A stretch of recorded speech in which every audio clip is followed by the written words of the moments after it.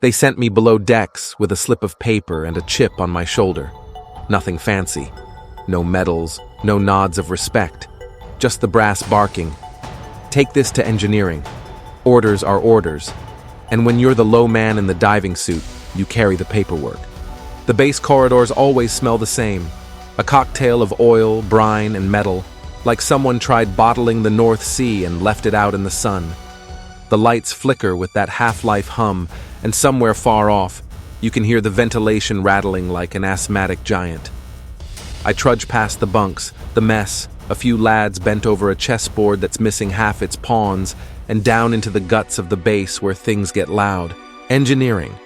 It's like stepping into a cathedral made of steel and sweat. Machines roar like angry whales, sparks spit from welding torches, and every surface is sticky with grease. Men and women in overalls scurry about, arms deep in consoles, arguing with pipes, arguing with each other, swearing at both. And there, king of the chaos, is Stu, technician, magician, martyr. Bloke looks like he hasn't slept since the Falklands.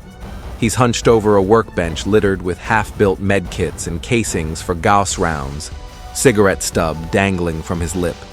The smoke doesn't rise. It curls, heavy and lazy in the recycled air. Orders, I say, waving the slip at him like it's a death sentence. Brass says you're to cook up more Gauss rounds and medkits. Apparently we're burning through both quicker than the bar burns through rum. He snatches the paper, squints at it like it's written in alien script, then barks out a laugh that sounds more like a cough. More, is it? Aye, of course it's more. Always bloody more. Never mind we've got half the machines down. Never mind Zerbite's rarer than hen's teeth.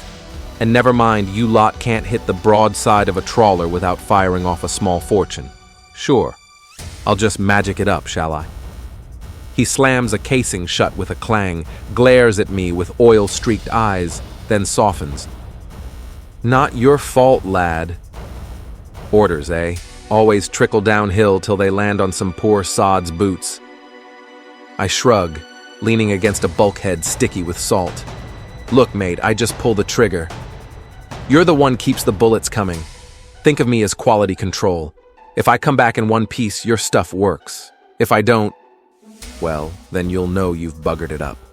He grins despite himself, teeth bright in the muck. Cheeky sod. Right, I'll see what I can whip up.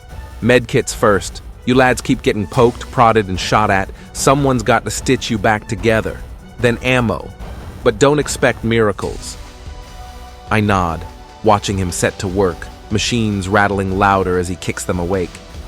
There's something comforting about it.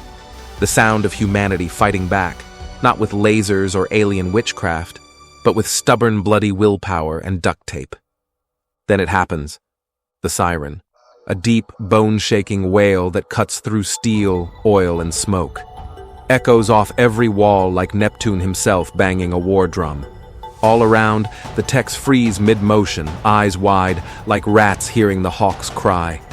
Stu spits his cigarette into the oil tray, grabs his tools and mutters, "There goes my bloody shift." And me? I'm already turning back toward the barracks, heart thumping in time with the klaxon. Orders delivered, job done. Next stop, another dive into the abyss. Now, that is the end for this one. Make sure you come back for more, and like and subscribe. See you soon.